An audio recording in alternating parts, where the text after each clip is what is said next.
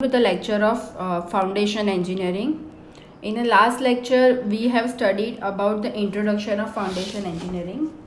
Now today we are going to study further. Today we are going to take a subject that is a subsoil exploration, right? So basically what is subsoil exploration? So the process of collection soil data for the assessment soil properties at a site through a series of laboratory and a field investigation is collectively called subsoil exploration, right? So basically हमें अगर soil की properties asset करनी है तो हम लोग क्या करेंगे, साइट पे से लेबोरेटरी तक सॉइल को कलेक्ट करके ले जाएंगे, राइट? उसका फील्ड इन्वेस्टिगेशन करेंगे. सो वो प्रोसेस को हम लोग बोलेंगे subsoil investigation. It enables the engineers to draw soil profile indicating the sequence of a soil strata and the properties of a soil involve, right? So subsoil investigation में ये सारे features आते हैं. Basically उसके अंदर क्या और भी आता है, जैसे कि planning of a programme of a soil exploration add होता है, collection of a disturb and undisturb soil sample होता है, collecting all necessary in situ test like standard penetration test होता है, SCPT होता है, प्लेट लोड टेस्ट होता है. सो ये सारे टेस्ट भी साइट इन्वेस्टिगेशन के अंडर में आते हैं. Apart from this, study of ground water condition and collection of water samples भी इसमें ऐड होता है. जियोफिजिकल एक्सप्लोरेशन भी होता है if required. Preparation of drawing charts होता है इसके अंदर. एनालिसिस ऑफ डेटा कलेक्शन होता है and preparation of a site investigation report भी इसके अंडर में आता है. सो मेन इसके ऑब्जेक्टिव्स क्या क्या है? सो मेन ऑब्जेक्टिव्स है determination of a nature of a soil deposit. Soil deposit का नेचर क्या है, राइट? सेकेंड है depth and thickness of a soil strata, horizontal extent of a soil deposit, depth of a ground water table and it's fluctuations, engineering properties of a soil and in situ soil proportion, right? तो सबसे पहला उसका main object ये है, ये सारी चीज़ें determinate करना. And collection of a soil and rock sample भी इसके अंदर ही आ जाता है. अगेन अगर हमें फाउंडेशन का टाइप मतलब suitable type of the foundation select करना है तो भी हम लोग सब सॉइल साइट इन्वेस्टिगेशन करेंगे, right? Safe depth of the foundation find out करने के लिए करेंगे. Bearing capacity of the soil find out करनी है तो भी हम लोग साइट इन्वेस्टिगेशन करेंगे. सो बेसिकली इसके पर्पस एंड ऑब्जेक्ट्स बहुत सारे हैं ये फाइंड आउट करने के. सो सब सॉइल एक्सप्लोरेशन उतना ही इम्पोर्टेंट है जितना हम लोग सॉइल का इन्वेस्टिगेशन मतलब करेंगे, राइट? इसके अंडर में मतलब उसके अंदर टोटल कितने कितने पॉइंट्स कंसिडर होते हैं. सो what attempt at understanding the subsoil conditions such as like a soil and rock profile होता है. Geological features of a region, वो रीजन के जियोलॉजिकल फीचर्स क्या क्या है उसके लिए भी हम लोग ये सबसॉइल इन्वेस्टिगेशन करेंगे. Position and variation of a ground water table, right? Ground water table की पोजीशन तो हम लोग फाइंड आउट कर ही सकते हैं, बट उसके साथ साथ उसमें फ्लक्चुएशंस होता है, वेरिएशंस आते हैं, तो उसको फाइंड आउट करने के लिए हम लोग ये सबसॉइल इन्वेस्टिगेशन करते हैं. Physical properties of the rock and soil find out कर सकते हैं हम लोग. कंटामिनेशन अगर कोई है तो वो भी हम लोग फाइंड आउट कर सकते हैं through this. General data of adjacent structure like a hydrological data, topography, soil maps, seismicity, right? So ये सारी चीज़ें हम लोग थ्रू दिस फाइंड आउट कर पाएंगे. engineering properties of the soils क्या क्या है वो फाइंड आउट कर पाएंगे. हम लोग क्यों करते हैं सॉइल साइट इन्वेस्टिगेशन क्यों करते हैं? So to determine the proper type of a foundation required for a propose project, right?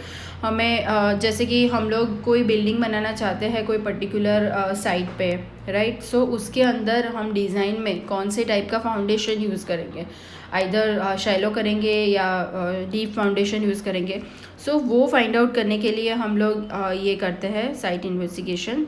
Second चीज़ है to make recommendations regarding the safe bearing capacity और पाइल लोड कैपेसिटी, राइट? वो recommend करने के लिए भी site subsoil exploration is must. Third है ultimately it is a subsoil that provides the ultimate support for the structure, right? there are three important aspects: planning, excavation and report writing, right? So ये तीन चीज़ें बहुत important होती है. The planning of a subsoil exploration program depends upon the type of structure to be built and the variability of a strata, right? So to minimize the cost of explorations and yet give a reliable data, planning उसके लिए हम लोग करते हैं. Second है to decide a quantity and quality depending on a type, size and importance of a project, right उसके लिए हम लोग प्लानिंग करते हैं. Whether investigation is a preliminary और डिटेल में इन्वेस्टिगेशन करना है, सिर्फ प्रीलिमिनरी के इन्वेस्टिगेशन करना है. एक्सक्यूजन है collection of a distributed and disturb and undisturb sample, right? Disturb sample किसको बोलते हैं, अनडिस्टर्ब सैंपल किसको बोलते हैं, वो आप लोग सॉइल में पढ़ के आए हो, बट फिर भी मैं आपको बता देती हूँ. जैसे कि अगर हम लोग कोई एक्सकेवेशन करके या अगर बोरिंग या ऐसी कोई चीज़ से हम लोग अगर डेटा कलेक्ट करते हैं, सैंपल कलेक्ट करते हैं, तो वो डिस्टर्ब हो जाता है. लेकिन अगर वो सॉइल का जो स्ट्रेटा है, मतलब उसका जो फॉर्मेशन है, एज इट इज़ रख के अगर हम लोग उसको ले जाते हैं लैब में, तो वो अनडिस्टर्ब सॉइल सैंपल कहलाता है. ठीक है. So conducting in situ test of a subsurface material and obtaining a properties directly और इनडायरेक्टली, वो भी साइट एक्सक्यूजन में आ जाएगा. Study of a ground water conditions and collection of a sample of a chemical analysis, वो भी एक्सक्यूजन में आ जाएगा. जियो फिजिकल एक्सप्लोरिनेशन आ जाएगा उसके अंदर. Laboratory testing on a sample, वो भी उसके अंदर ही आ जाएगा. कंप्लीट साइट इन्वेस्टिगेशन जो हम लोग करते हैं, उसके बेसिकली 3 स्टेजेस होते हैं. फर्स्ट है रिकोनाइजेंस, राइट? साइट रिकोनाइजेंस करनी पड़ती है. सेकंड है प्रिलिमिनरी एक्सप्लोरिनेशन एंड लास्ट है डिटेल स्टडी, राइट? डिटेल एक्सप्लोरिनेशंस. सो प्रिलिमिनरी वर्क में क्या क्या आएगा? सो बेसिकली प्रिलिमिनरी वर्क के अंदर आएगा collecting a general information, right? And already existing data, already वहाँ पे क्या है उसकी इंफॉर्मेशन जनरली फाइंड आउट करनी होती है. Like depth, thickness, extent, composition of the soil क्या है, ठीक है, डेप्थ ऑफ द बेडरॉक वहाँ पे क्या है, study of a geologic seismic maps near the site, वो भी हम लोग उसके अंदर ही कंसिडर करते हैं. Study site history, like if previously use कोई क्वेरी आई है, एग्रीकल्चरल लैंड है, इंडस्ट्रियल यूनिट है, क्या है वो फाइंड आउट करना प्रिलिमिनरी उसमें आएगा.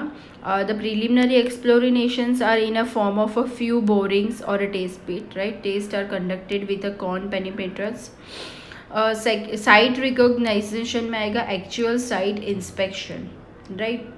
उसके अंदर साइट इंस्पेक्शन करनी पड़ती है टू जज a general suitability, to decide exploration techniques. और लास्ट है detail exploration. So the aim of detail exploration क्या है? सो वो है to determine engineering properties of a soils in a different strata. It includes extensive boring program, sampling, tasting of samples in a laboratory, field test such as vent shear test, plate load test, permeability test are conducted to determine properties of soils in nature, right? So detail investigation भी होता है, deep bore hole से excessive samplings होती है, lab testing होता है, right? So for important projects like involving heavy structures such as dams, bridge, multi-story buildings, so it is essential to have a detailed explanations, right? So हम लोग ऐसे कोई important structure का construction करने जा रहे हैं तो हमें डिटेल एक्सप्लोरेशन की ज़रूरत पड़ेगी. अब हम लोग देखेंगे methods of subsoil explorations. So the methods of subsoil explorations may be classified as given, right? So there are 3 methods: direct method, semi-direct method and indirect method. So basically direct methods can be divided into these categories like test pits, trial pits and trenches. We can also add a drift and shaft in this. In a semi-direct methods there is a borings, and types of borings are auger boring, auger and shell boring, wash boring, percussion drilling, rotary drilling. And in indirect methods, there is a sounding or a penetration test, and second one is a geophysical methods, right? So these all are method we have already studied in a building construction subject, right? So again we are going to repeat these methods one by one. So the first method is a test pits, right? So the trial pits and trenches are excavated at a site to inspect the strata, right, up to a depth 3 meter we can use. It is uneconomical at a greater depth, right? अगर हमें greater depth में find out करना है तो वो uneconomical हो जाएगा. So if we wanted to find out soil exploration up to a 3 meter depth, then this method is very effective. Supports are required at a greater depth, especially in the case of weak strata. जहाँ पे weak strata है वहाँ पे हमें support provide करना पड़ेगा, because अगर क्या होगा, जो excavate कर रहा है जो इंसान, उसके ऊपर सारी landslide हो जाएगी. Problem with the groundwater table and the same should be lowered, right? Ground water table का प्रॉब्लम इसके अंदर आ सकता है. So as per IS 4453-1980, clear working space of 1.2 meter by 1.2 meter is required at the bottom of a pit, right? Open type exploration जिसके अंदर होता है. Soil and investigation in a natural conditions, and soil samples are collected for determine strength and engineering properties, right? Walls of a test pit indicates 4 layers. First होता है clay silt, second होता है sandy silt, third layer होता है clean sand, and last होता है sandy gravels, right? So आप ये फिगर में देख सकते हो. स्ट्रेटिग्राफी एंड फाइंस, तो जो डिफरेंट लेयर होता है उसके कलर्स कौन से होते हैं, हम लोग कैसे फाइंड आउट कर सकते हैं कि कौन से टाइप की सॉइल है. सो बेसिकली सैंडी सॉइल अगर होती है, ठीक है, लेयर 1 के अंदर, तो उसका होता है ग्रेई 7.5 YR 5/Z.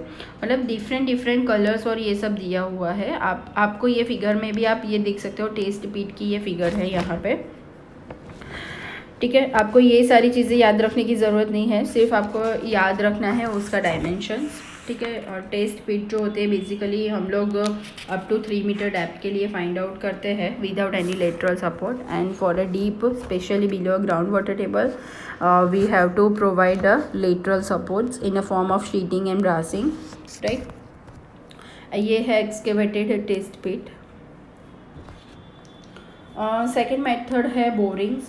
So when the depth of the exploration is large, right, the borings are used for exploration. A vertical borehole is drilled in a ground to get information about the subsoil strata. So samples are taken from boreholes at a various depth and tested in a laboratory. So the boreholes may be used for conducting in situ test for locating the water table, right? So the common methods of borings are first is auger boring, second one is the auger and shell boring, third one is the wash boring, fourth one is the percussion drilling, and fifth one is the rotary drilling. So let's start with auger boring. So auger boring is a tool used for drilling a borehole into a ground. So augers are used to drilling a boreholes in a cohesive and other soft soils above the groundwater table, right? So drilling is made using a device that is called soil auger and soil power driven.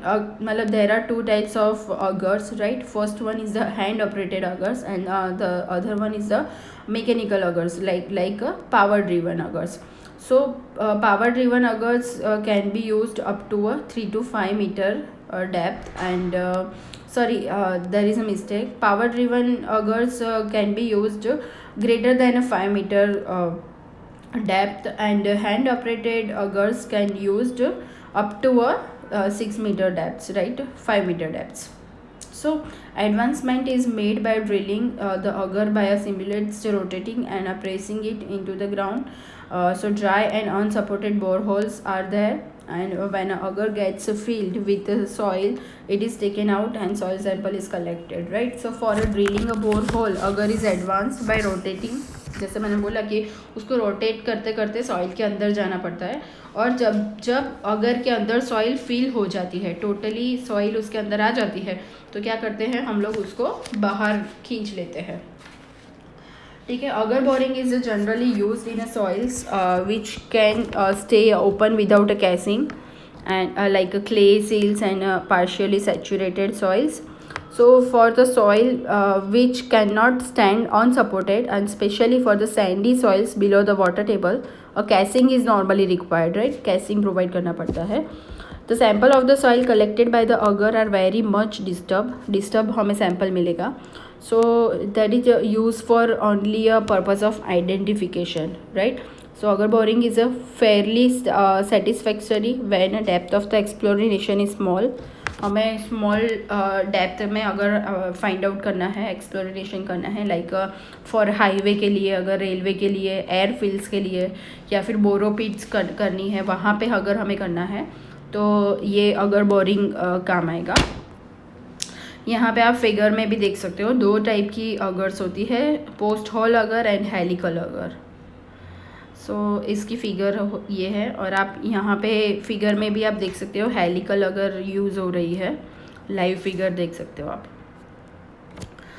Second है अगर and shell boring. So if the sides of the bore holes can not remain unsupported and the soil is prevented from the falling by means of cylindrical shell, right, or a casing used along with the agar.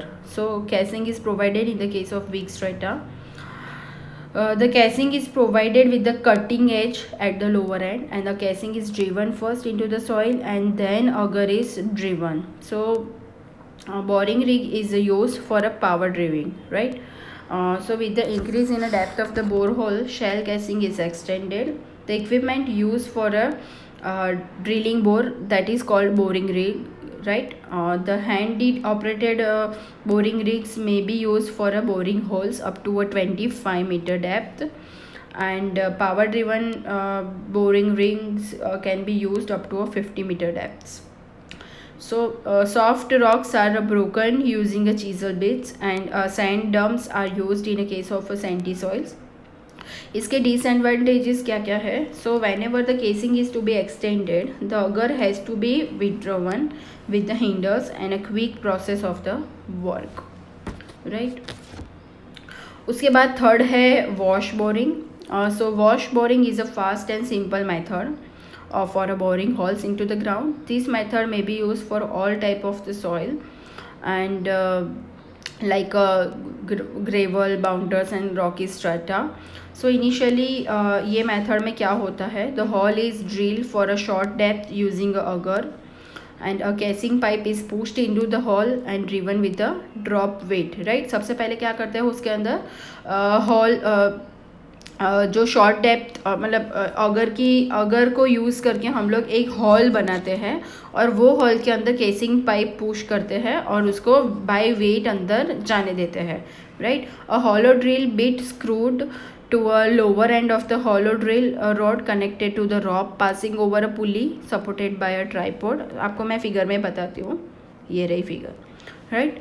Supported by a tripod is inserted into a casing pipe. Water jet under a pressure is forced. आप देख सकते हो यहाँ पे water jet provide किया है, उसको under pressure provide अंदर फोर्स से अंदर जाने देना पड़ता है, which is alternatively raised and dropped and also rotated. The resulting chopping and jetting action of a bead and water loosen the soil at a lower end and forces the soil water slurry upward through the annual space between the drill rod and the casing. The soil water slurry is lead to a settling tank where a soil particle settles. ठीक है, ये जो settling tank आप देख सकते हो, वहाँ पे सॉइल के जो पार्टिकल्स है वो सेटल हो जाते हैं. सो बेसिकली यहाँ पे क्या होता है कि ये जो सबसे पहले क्या करते हैं, अगर से होल बनाते हैं और उसके अंदर ये केसिंग डाल देते हैं. केसिंग डालने के बाद फोर्सफुली वहाँ पे पानी जाने देते हैं, ठीक है, और पानी वापस भी आ जाता है सबसे पहले सक्शन पाइप के थ्रू, ठीक है। सो पानी वापस आता है तो सेटलिंग टैंक में सेटल होता है, जो सैंड सेटल हो जाती है और एक्स्ट्रा पानी ये आप सम्प में देख सकते हो वहाँ पे जाता है, और सक्शन पाइप के थ्रू अगेन वही पानी जाता है ऊपर, ठीक है। तो ये प्रोसेस चलती रहती है, ठीक है। The water collected in a sump is use for circulation again, right. So soil particles collected represent a very disturbed sample and it is not very useful for evaluation of engineering properties of a soil, right. So the changes in a soil strata may be indicated by a change in a rate of a process and a change in a color of the wash water. However, and whenever a soil sample is required, the chopping bit is replaced by a soil sampler, right. Soil sampler की जगह पे ये chopping bit आप देख सकते हो, उसकी जगह पे हम लोग सॉइल सैम्पलर प्रोवाइड कर देते हैं। ये है actual site photos of this wash boring, ठीक है। उसके बाद है percussion drilling. So percussion drilling generally percussion drilling method is used for making a holes in a rock, right, bounders and other strata. So in this method heavy drilling bit called a churn bit, right, suspended from a drill rod or a cable is alternatively raised and dropped in a vertical hole. So by the repeated flows of a drill bit, material in a hole gets pulverized. So if a point where there is a drill bit strike is above the groundwater table, then water is added to a hole to facilitate the breaking of a soil, stiff soil or a rock, right. पानी provide करते हैं, and the water forms a slurry with the pulverized material which is removed by the Baylor intervals. So one of the major disadvantage of this method is at the bottom of the hole is disturbed and a heavy blows of a chisel like a bait, it is not possible to get a quality undisturbed samples. So further this method is expensive than other methods, right.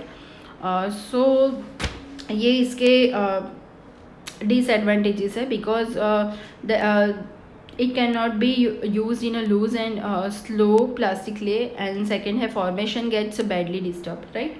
और वो expensive method भी है ये परक्यूलेशन drilling.